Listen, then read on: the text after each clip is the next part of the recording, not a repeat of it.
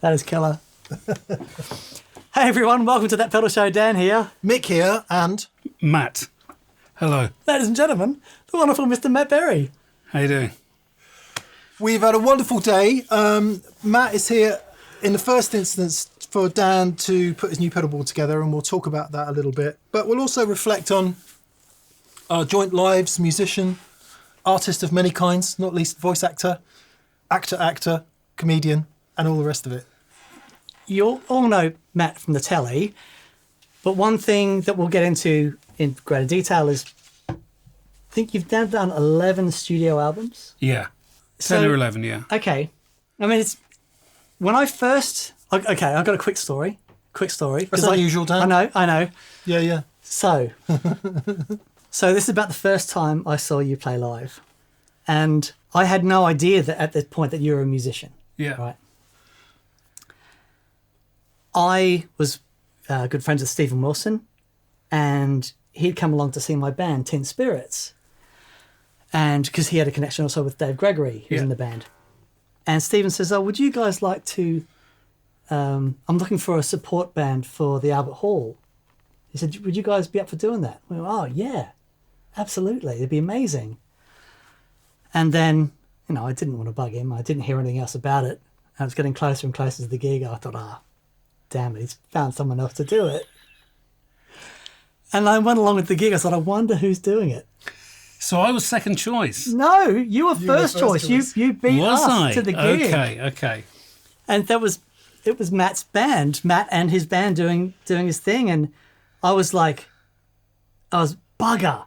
who is this guy? And then I'm like, bastard? and then I'm like, I know him. What's going on? And then it's like, oh, he's really good. And I loved your set, and I've been a fan ever since. Well, that's very kind. Thank you. It was wonderful. Yeah, that was the Royal Albert Hall, wasn't it? It was. Yeah. It was. It was magic. You had a killer band. Yeah. And still have, yeah. Yeah, and the songs were just fantastic. This is, I want to say, it must be 10 years ago 10 years now? ago, probably.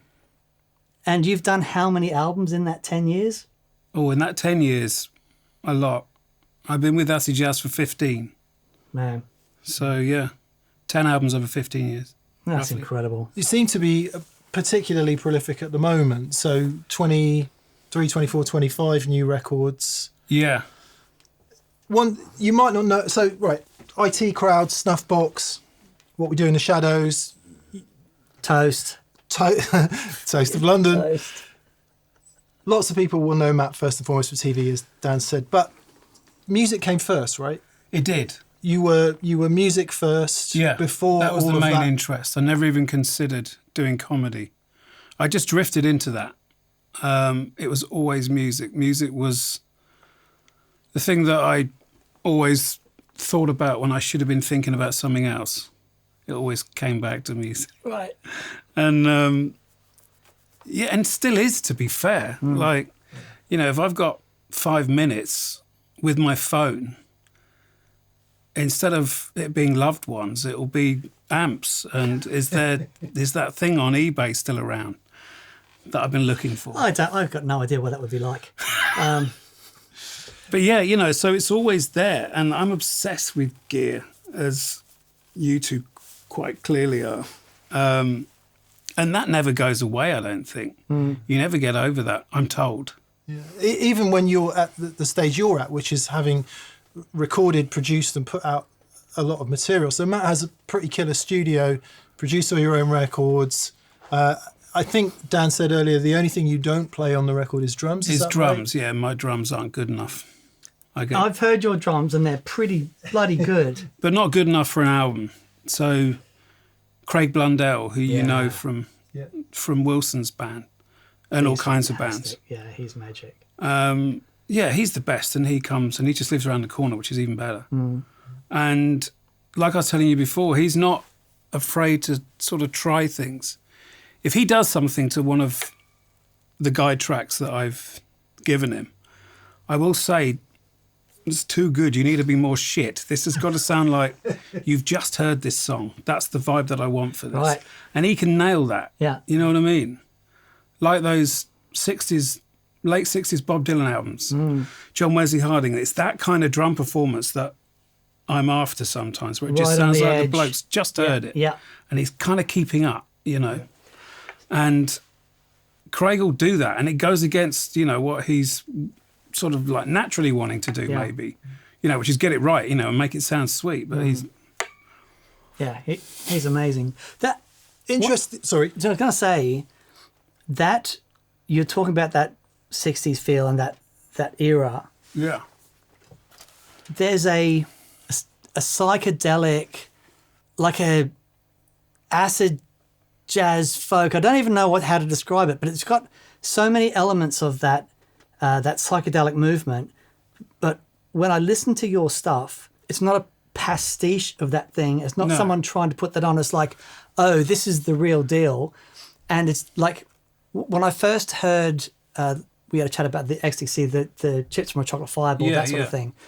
The last time I've heard that done really well was that. And then I heard your stuff. It's like, because the level of detail that is in your music, and to get that sound, I mean, how do you get there? Because you've got to use the real stuff. Right. That's the thing. I think that's what's really important. It doesn't have to be that expensive either. Spring reverbs you can get for next to nothing still, if you know what you're looking for. And if you put your drums through a 70s hi-fi spring reverb, for instance, you can get those sort of vibes. So these reverb tanks are made for hi-fi Stereos. systems. People to have in their house to add extra reverb to their songs. I didn't even which know that sounds existed. crazy. Yeah, it was a thing. That's awesome. Pioneer did one. If you give any of Matt's records a spin, but in particular this year's release, Heard Noises, you'll hear it immediately. Like when we first met today, I was like, you've got to tell me about the reverbs and delays and stuff on your records, because they sound so damn analog. And well, there's certain sounds for certain years. That's how I think about it. Right. There's a different reverb for 1973 than there is for 1968. Yeah, okay. Do you know what I mean? Yeah. So something like Dark Side of the Moon sounds different to Serge Gainsbourg. Or something else that was made in the late 60s. Right. And it can be things like pre-delay. Pre-delay disappeared from the sort of mid-70s, never to be heard again. Wow. Whereas up until, during the 60s, all during the 60s, during the early 70s, it can be heard, and it can date something. why? It can date something very quickly. Do you have a theory why that might be? I just think just a fashion thing. It's like once Gabriel discovered the drum reverb, Right. which is obviously a bit later, then everything sounded like that. So something like a pre-delayed spring reverb would have been the most unfashionable sound you could have ever had. Right. So a hit record comes along with a new kind of sound, and then that does sort of change everything. Yes, of course. Because I was wondering if it might be the move from actual echo chambers, where you've got that physical, actual pre-delay that exists, The reflection in the room, Yeah, right. Yeah. to then the early plates and. Well, it can be that, but you can put the pre-delays on those plates. Yeah. You could add those things afterwards. I just think it just became unfashionable and summed up a decade that people were wanting to get away from, move towards something new. Fantastic. How did you get into that era, that genre? What was your introduction that made you just go, oh, I'm really into this? Yeah, it was just seeing clips. It was seeing things that made the hair on your back, the back of your neck kind of. It's a terrible cliche, but there isn't anything else close to it, is there? Just that sort of feeling when you hear something, fuck, what's that? Yeah. Yeah. And how's that made? And it can be anything. I mean, I remember seeing Mamas and the Papas on the Ed Sullivan, not at the time, but, a BBC sort of repeat of it. And thinking, how do they get that reverb? That's what I want. That sounds ghostly. That sounds like something that I need to have. And that was quite tricky. Yeah. But I think I've got there. I think. Sometimes. Fascinating that you mentioned Mamas and Papas, because when I listen to your music, I hear a bit of that. I hear early Floyd, Right. Phil Spector, Joe Meek. Yeah. The sounds of those. Did you study that stuff? as much as anyone that's into anything and sort of hyper focuses on anything. Yeah, right. It's just, you know, because That's why you guys get on. Yeah, exactly. But like, if you know what it is that you want, if you know how you want your record to sound or your guitar sound to sound, then you'll find out. You know what I mean? You'll do your best to find out if it's that important, which those things are. I mean, like the production. If I've spent so many months making an album, it's got to sound right. You know, those things have to be added afterwards or whatever. You know, and they've got to be the right things, the right amount of stuff. A lot of it's like panning. It can be a dry sound over here and the wet sound over there, which gives you the impression that something is sort of bouncing around a room. And it isn't. It's just going over there and the wet sound's over there. Yeah. All of that kind of stuff. If you're interested. 2 tracks. Oh man, I so am. But please listen to some Matt's music. Yeah. Because what Dan said, as I interrupted you, I was going to say exactly the same thing. Right. You can hear echoes of stuff, and you can say there's a bit of this, bit of that, but it sounds like you, man. Yeah. It really does sound like you. Oh, that's cool.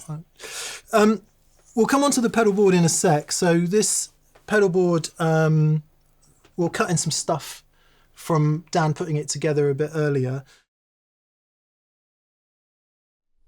What's occurring then, Dan? So, Say hello to Matt as well. Hello there. I'm rebuilding, or indeed pimping, Matt's pedalboard. So we've been having a conversation over many years via text messages, and I've wanted to do this for Matt for the longest time because I've loved Matt's pedal choices, his music, and this is his recording board, and I just knew we could do things to it just to make it epic. So we'll cut in the picture of the before now, so that you can see what's happening. So what you're doing, a total rebuild then? Yes, complete. Yeah. 100%. So all new power, all new patch cables. We're putting. Quartermaster. There were 12 pedals with buffers all in a row. So the idea behind this was we're going to get rid of all the buffers in the system. There'll be like a master buffer at the input. We'll use the TU3 as the master buffer, and then we're just anything that Matt isn't using when he's recording will be out of the chain, so it won't be affecting anything. It's because it's Matt's recording board, and what Matt plays through this is going to be immortalized forever. It's really important to get this right. So, when Matt's using his phaser or when Matt's using the rotary, that's all you want to hear. Yeah. Not the effects of anything before or after it. Just make sure that everything's super clean and the best sounding board. Awesome. So you're just going for a basic layout now? Yep. So I've done the layout. Here's a picture of the layout that we worked on, which we can include via technology. Indeed.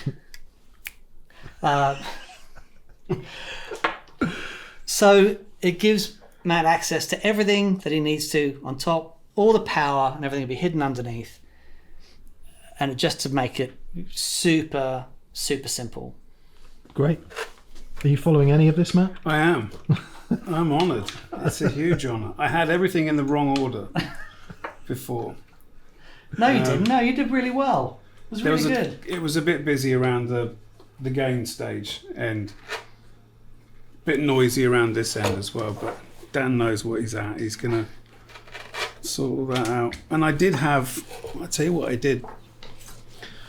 Originally, well, not originally, but the more pedals I had, I was forced out with space. So I don't want to say foolishly, but I don't know, I sort of compromised myself with one of these instead of this one, which I really wanted to put on. And we'll pick up that story in the main video, I think. Oh, okay. Yeah, because there's a famous connection. Oh, that's not that one. No, because look, that's that one. Okay. So I'm still making patch cables, this is my life now. You see the developed muscle in my forearm from no other activity except making patch cables. Yeah, you've made a few. I've made a few. So you've introduced some order. I see. That's the biggest QMX I've ever seen. Is that a 12? That's 10. Oh. could try harder, it said on the report. Input into the wah pedal, into the tuner, into the QMX, then everything in its own loop until we get to the tremor motor at the end. And these are at the front here, so Matt can just stick these on as he needs. But everything else is in its own loop. So we've got rid of 90% of the buffers, and that'll make a huge difference. It will be really interesting to see how much you notice that, Matt, if you do. And I'm sure I will. Yeah. It was a noisy old business before. okay, and that's a problem because it's recording board. Exactly, yeah. There's the hairy arm, just for those of you who like that sort of Miss thing. it. It's so hairy. ASM arm. All Matt will need to do is plug an IC cable in, and then that's it. All the business is up here, so nothing taking up any space. And I can get on and make music. Love it. Can we play like the music?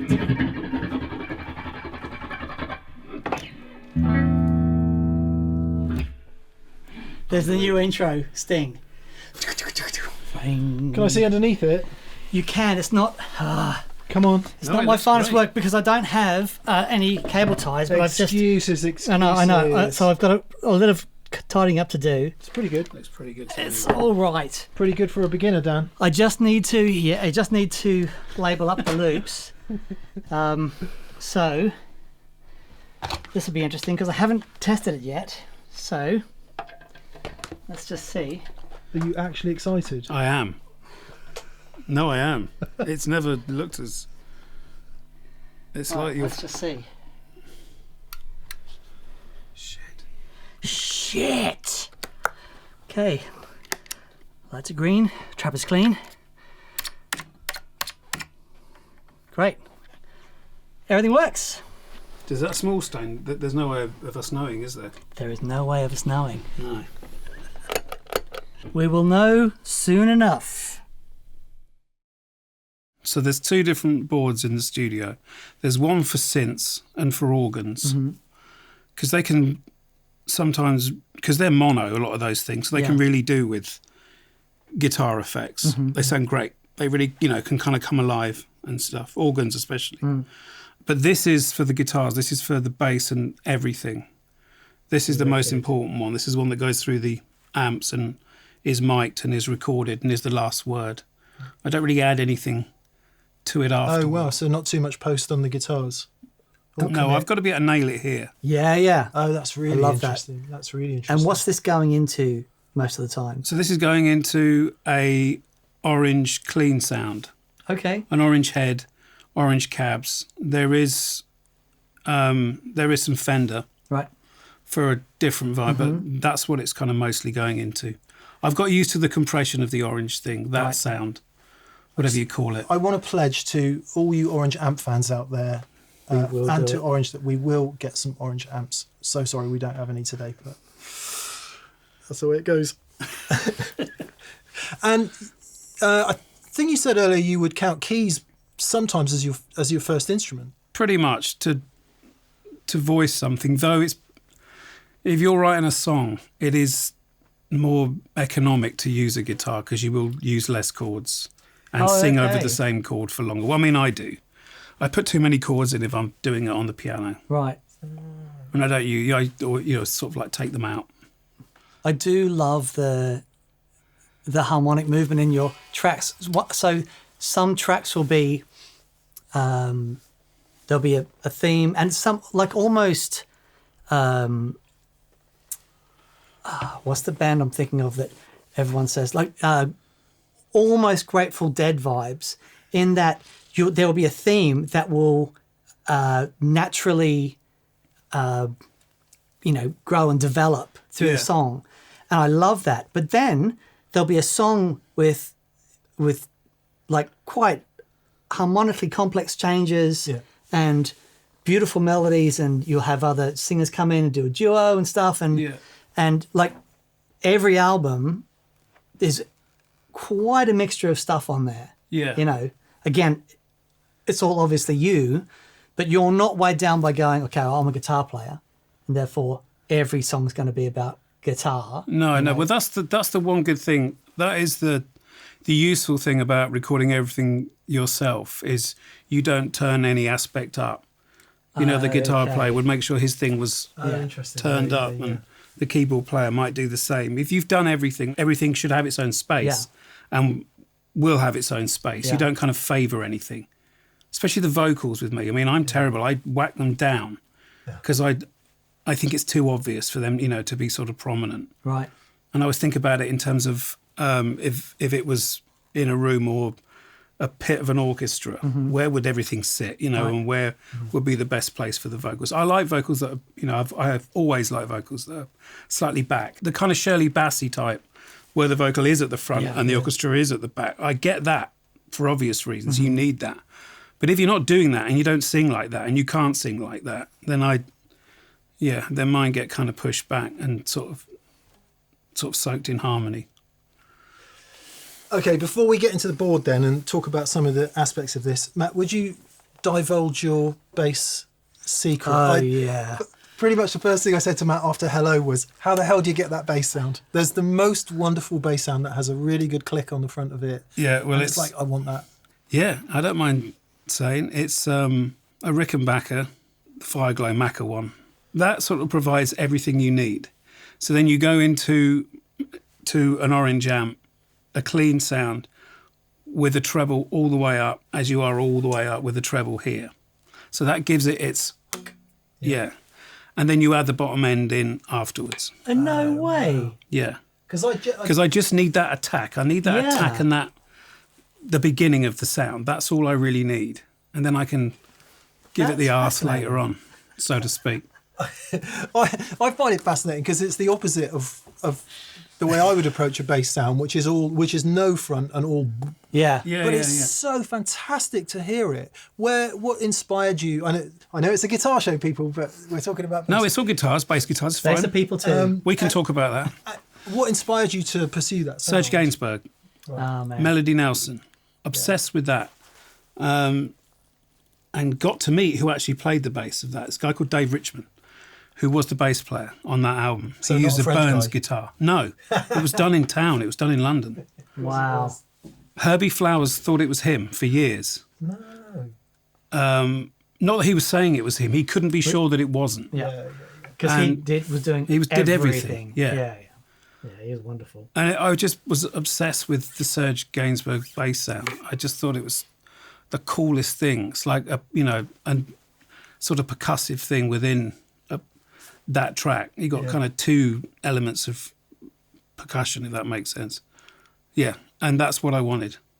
I love it. Give it a listen. Incredible. It's such a great That click. sound. I don't know. I feel a bit destroyed about Serge now because thinking of him up and down Tottenham Court Road on his Vespa smoking a Gauloise isn't quite as cool as in I know, Paris. it was such a disappointment in a way to know that it was all done by, English fellas with fags on, looking at the chart and then thinking about, the sort of toilet paper ad that they were going off to do straight afterwards, across the road. I'll finish this and have a brew. Yeah. What is this? What is this bollocks? Yeah, it would have been that kind of vibe, wouldn't it? Okay, so as a segue to the pedalboard then, Jean-Michel Jarre didn't give you that small stone. No, not that one. He gave me... So I was lucky enough to go to his studio 2 or 3 years ago to interview him. I never interviewed anyone. It's not anything I can do. What was the... 50 years in the music business. Oh, okay. He'd been in the business for 50 years.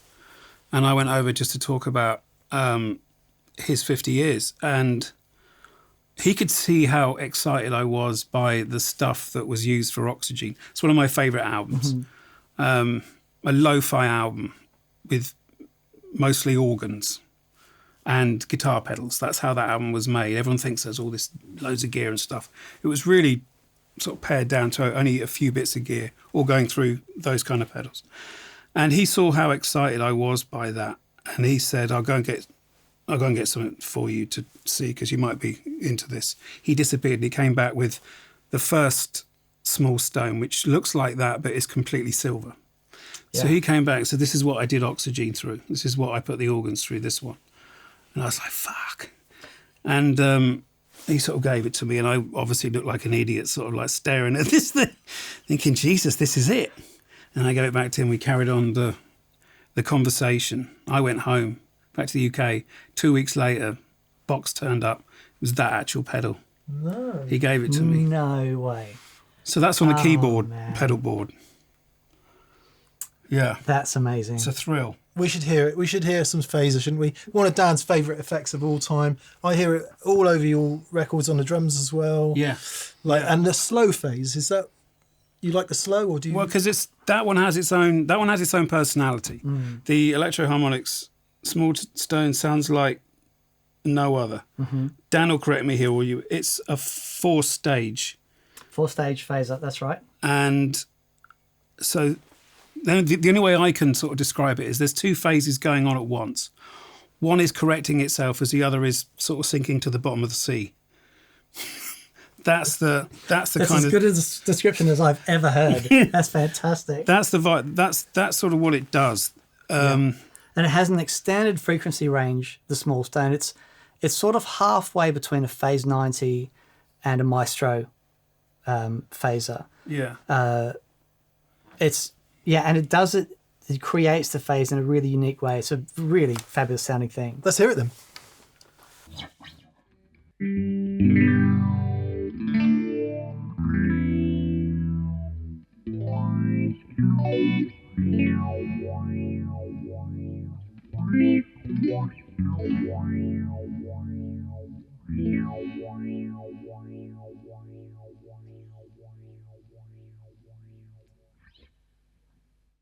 So yeah, there's two. The color knob, one basically mixes in a lot more dry sound, so it's a less dramatic thing, but a really cool. It's like, I was going to say difference between a phase 45 and phase 90. It's not really. There's more dry signal, and the with the position up, you're cancelling a lot more frequencies. So this is sort of a lesser color with the sound here.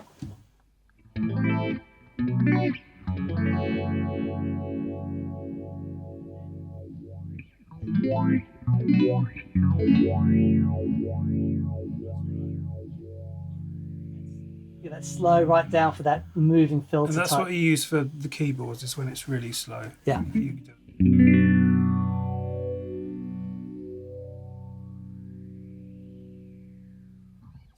Fabulous. It's such a deep modulation, Yeah, isn't it? it's incredible. Do you remember we did a show just recently? I'm going to turn this up a little bit. Do you remember we did a show just recently trying to find you a phaser, and I think the one you put on there, it was my favourite. Yeah. I don't know what you ended up going with, but yeah. Interesting to see the colour box, Matt. What do you use that for? Well, there is a reason. There's 2 reasons for that. The first is I just wanted that DI'd into a mixing desk sound, but I wanted to sound actually like it had been DI'd into a mixing desk. I got rid of my mixing desk fairly recently, so I couldn't do it anymore. Yeah. So something had to basically replace that was convincing. And does that influence come from Beatles or elsewhere? It's the Revolution sound. Yeah. Straight into the desk, everything up, and you get that. Just slammed. Yeah. It sounds like nothing else. I don't think you can do it any other way. But that seemed to be the most convincing. Can we get close to it, do we think? Yeah. So I've upped the voltage in this from 9 to 15 volts. So a bit more headroom, not the same headroom as 24 volts, but it still gains up really nicely. Here we go.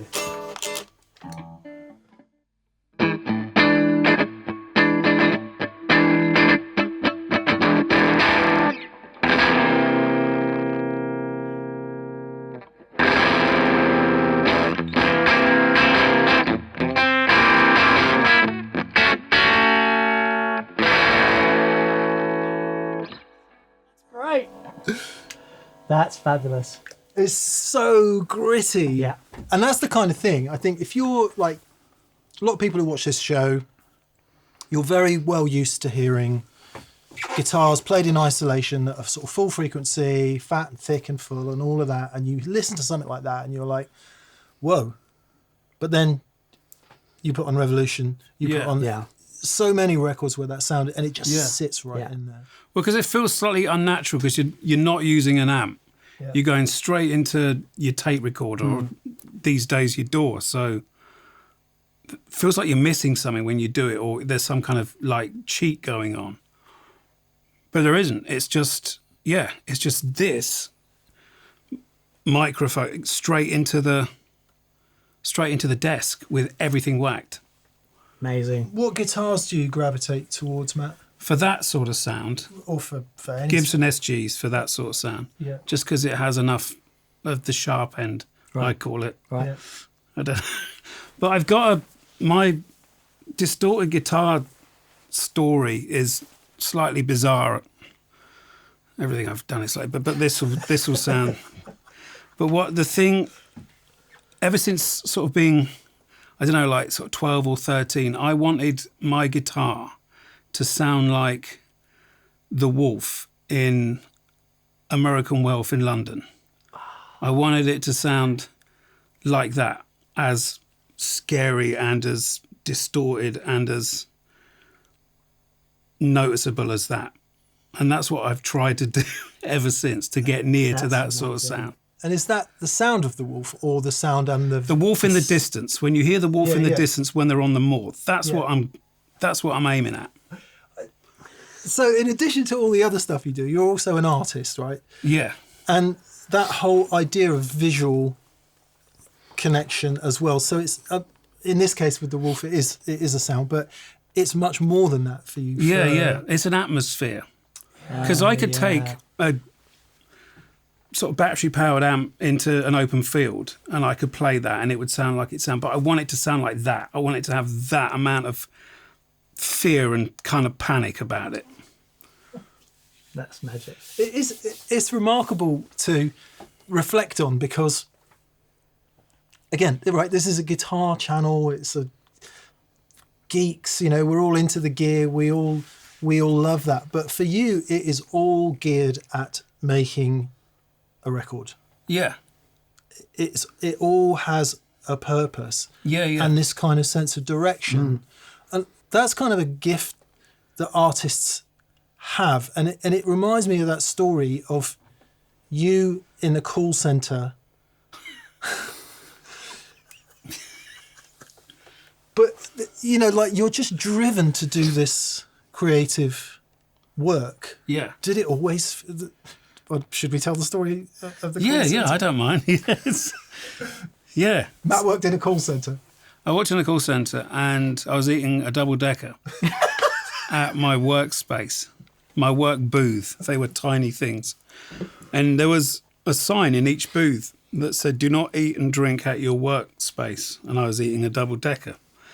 And this arsehole who was in charge of us all noticed me doing that and got me to stand up in front of... This is like a massive room full of people doing this. This was humiliating. He goes, what's that sign in front of you say?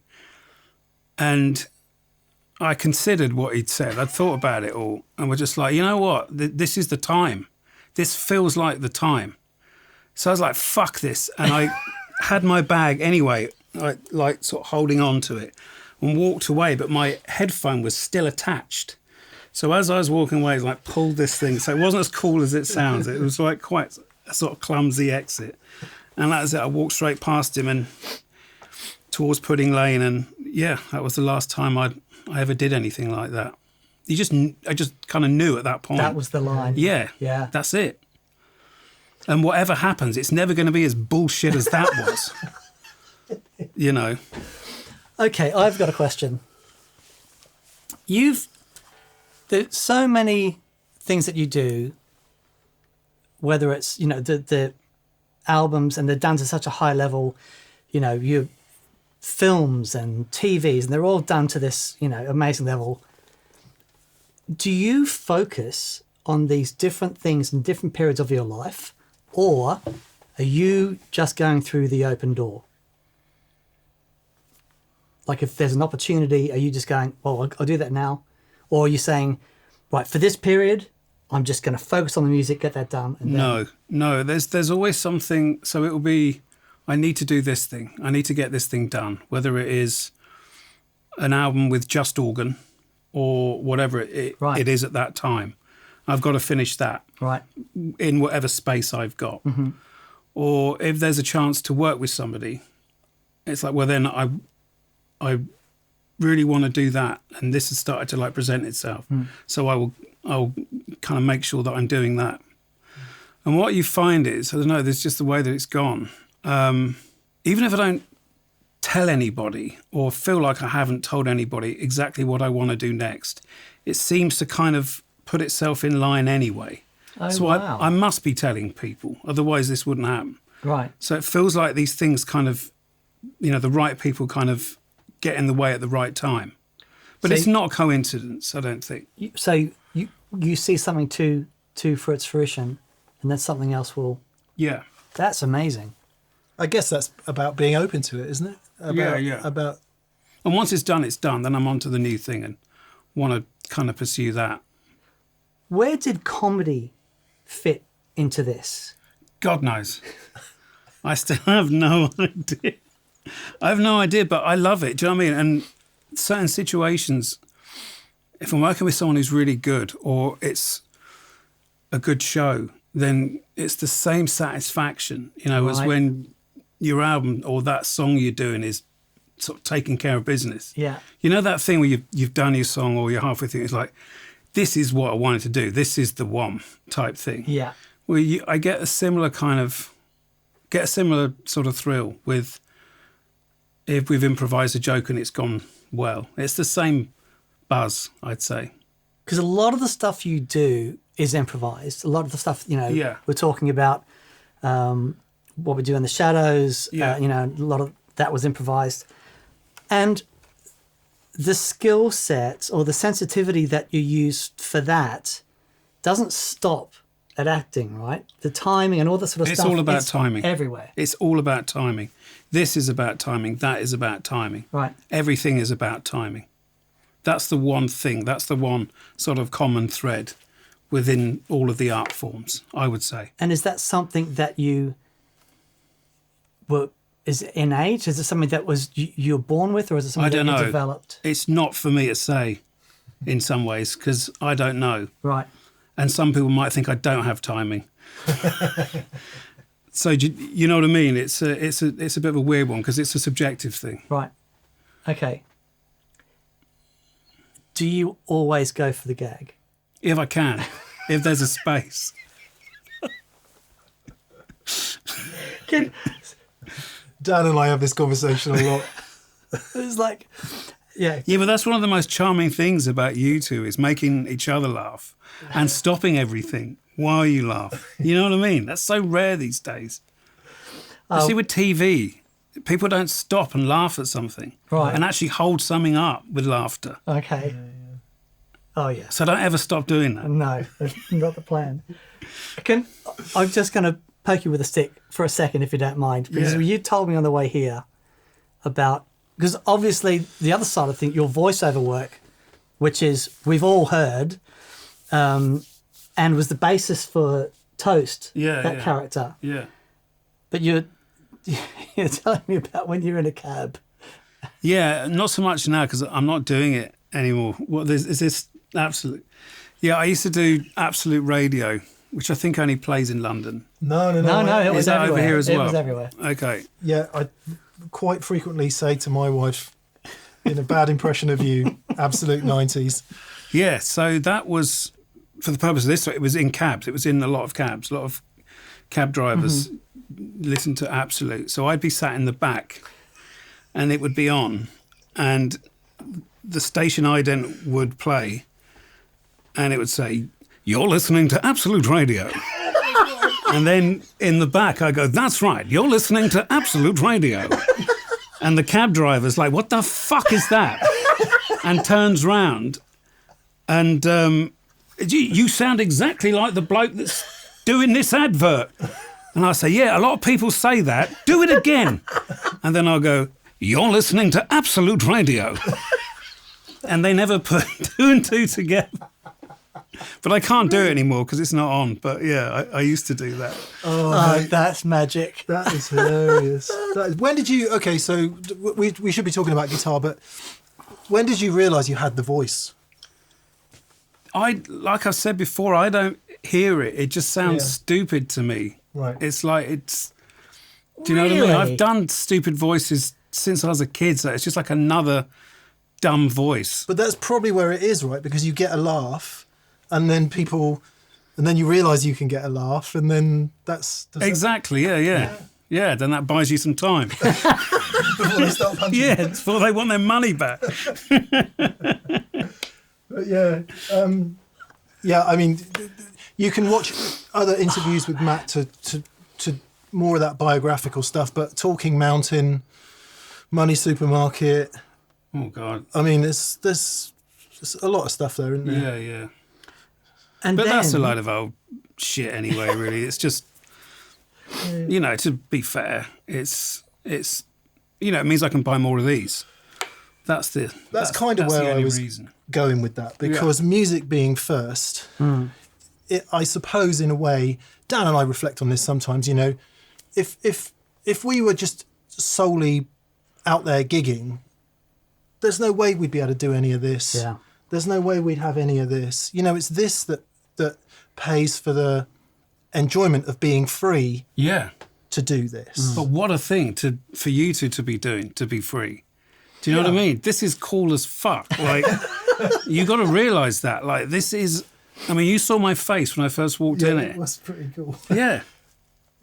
Well, we all did a double take, to be fair. But the point being, that's what I hear in your music, man. I hear freedom. I hear someone who's doing what they want to do rather than, Jesus, can you give us another single? No, totally. And to be fair, I've got to give some credit to Acid Jazz for that. They've never sort of leaned on me and told me what to do. They've never said... They haven't had to. Your output is prolific. No, but you know what I mean? They might go, why don't you do something, a bit more, that we can sell, for instance. Okay, right. And they've never done that. Because you've been with them for years, right? Yeah, 15 years. Wow. And they've never once told me what to do. I mean, it's quite a niche label anyway, but a very cool label. Yeah, such a cool label. Such a cool label. Yeah. And I was a huge fan of the label before I got involved with them. Yeah. I remember when Brand New Heavies were on Acid Jazz and Deer and all those people. That was a good time. We were reminiscing a lot about the 90s earlier. Right, come on, bloody guitar pedals. Overdrives and distortions. How do you... We know that the modulation and the phase and stuff is kind of where your heart is. What about overdrives and distortions? I would say where guitars are concerned, I'm as much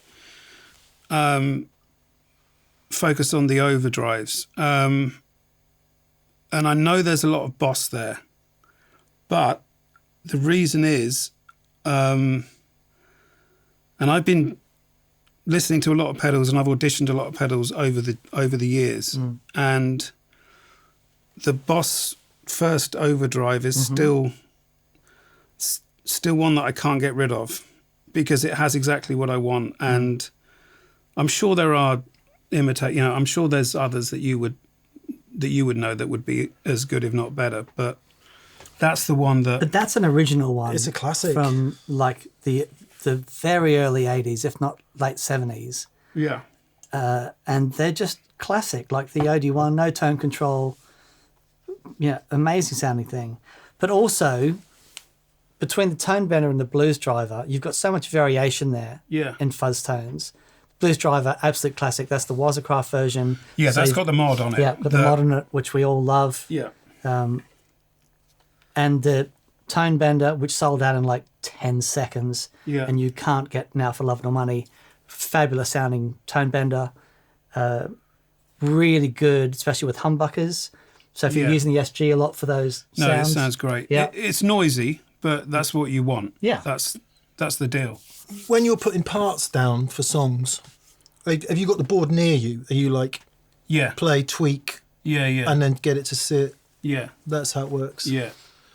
It's interesting listening to the sounds from the pedal board because I hear album tracks. I hear the guitar.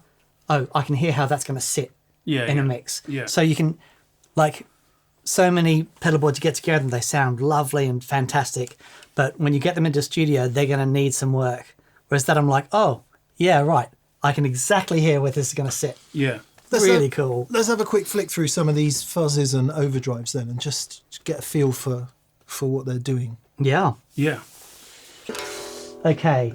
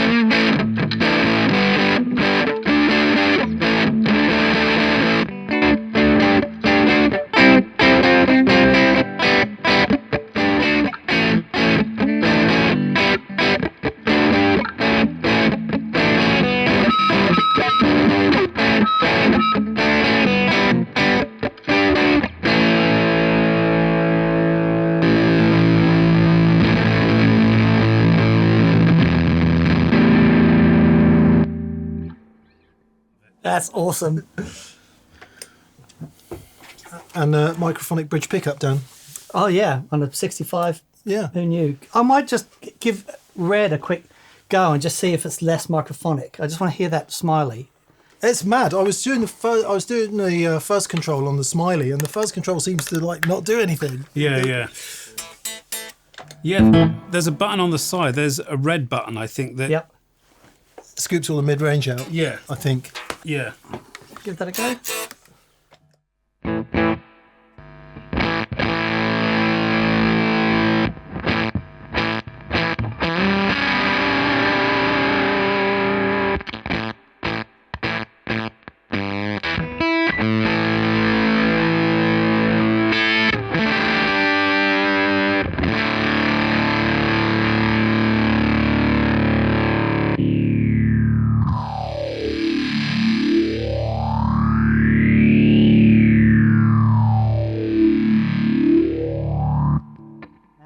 That's cool.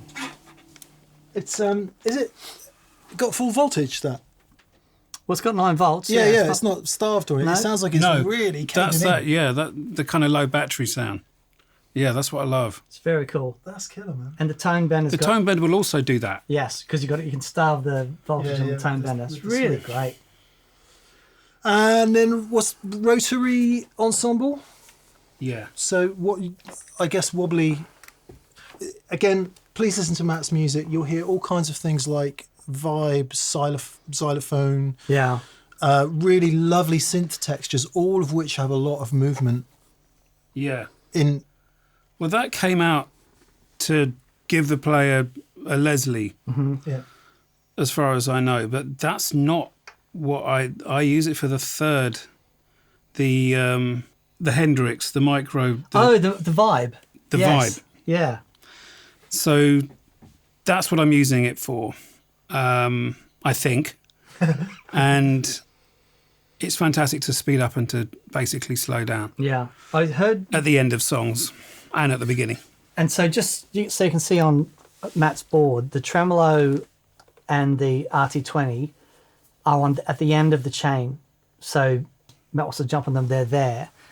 But also, I love tremolo and the wobble right at the end. Yeah. Because you can have, all these amazing sounds and all this movement. But when you put a tremolo or the rotary on, if that's the last bit in the signal chain, then everything goes through it, as opposed to it being delayed and spilling over on each other. So if we go back to the fuzz and the small stone sound, and then I'll hit the tremolo on top of that, And you think, oh, that's just going to be a mess, but actually it's the coolest sound in the world.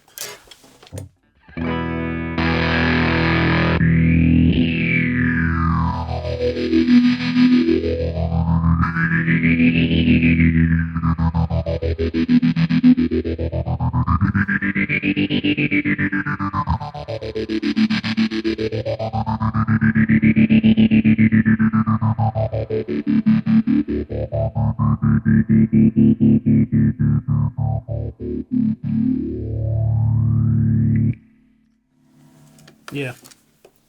It's just great. And the rotary? And the rotary.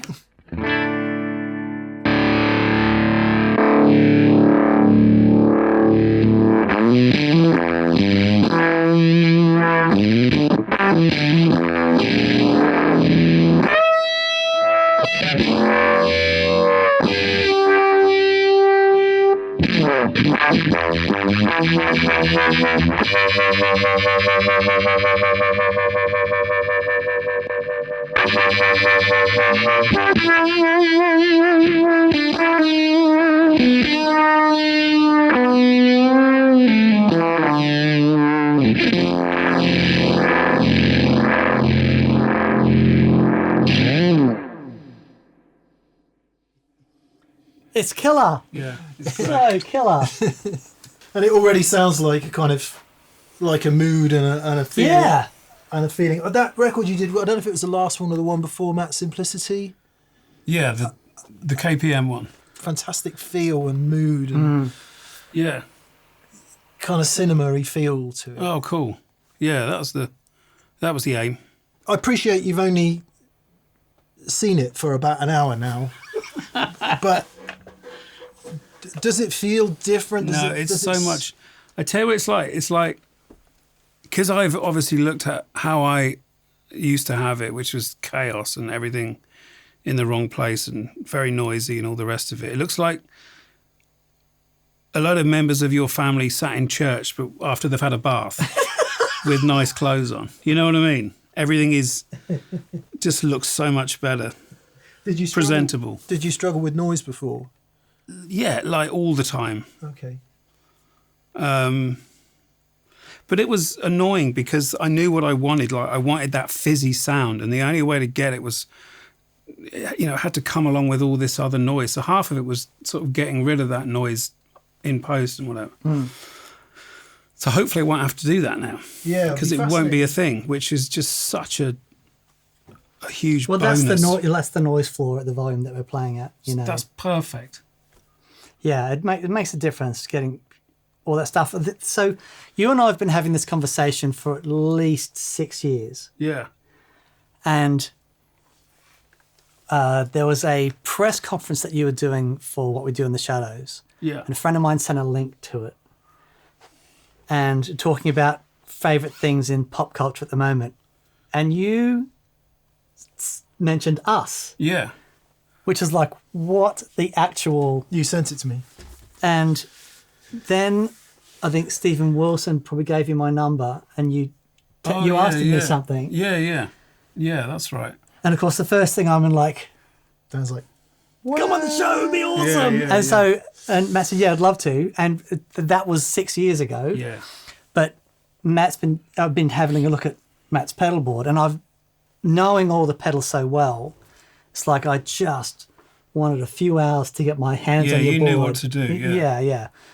But, I think it sounds fantastic. It's a lot of fun, but I knowing your music, I can see exactly how you've got here.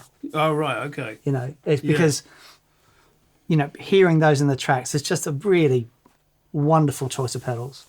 It's perfect. And the Freqout, which I don't think we've talked about, that's half laziness and...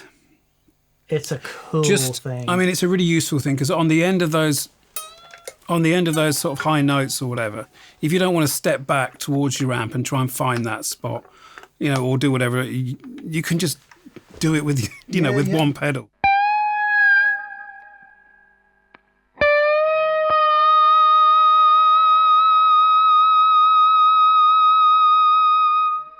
That's it. And that's the thing. That's the... Sorry, just do that one more time. That's amazing.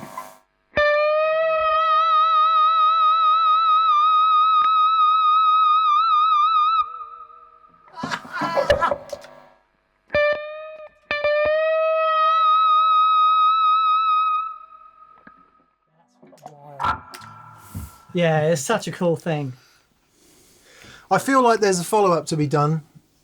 Maybe we can impose ourselves on you, Matt, at your studio. Sure, absolutely. I'd love to have you see it there. in situ. Yeah, yeah. I'd love to see your synths as well, because that's a big part of what you do. Yeah. School us and see. Well, like the other big thing which we have, I mean, a lot of this is also down to mic placement. I have a mic which is on the amp, you know, just over here. So the amp's in front of this and the mic's there. But there's also one back here. And it's just sort of mixing between the two. And a lot of the sound is got that way. No way. And I found that is as important as this mic here, is having this one to kind of mix between the two. Wow. To get a room full of guitar and to get a close up. It's sort of apocryphal now, but a lot of those stories where the producer would say, "Oh my God, that sounds amazing. Oh, hang on, we've left the we've left the kit overhead up, or we've left the backing whatever it is." And I guess it's that sort of thing. Yeah. Wicked, man. We are unfortunately out of time for today because we have to do our live stream. Matt's got to get back to London. Thank you so much for joining us. It's a really big deal. The pleasure's been so all great. mine. It's been I get to sit in here. This is a wonderful cool. day. Well, I hope there'll be some sort of part 2 because it feels like we just scratched the surface of everything that's going on here. Yeah. I'd love to see some of this stuff in context. But please subscribe. Please go and buy Matt's latest record, which is called Heard Noises. Heard Noises. Thank you. I'm assuming you can get it in all the usual places. You can, yeah. As there The box set's out at the moment. Oh, the box set. Box set came out on Friday. Magic. And you've done all the artwork, and yeah, that's great. So please do that, and all the usual thank yous. We'll see you soon on that post show again, Matt. Thank you so much. Thank you. Buddy. Thank you. Cheers. Good on you. Bye.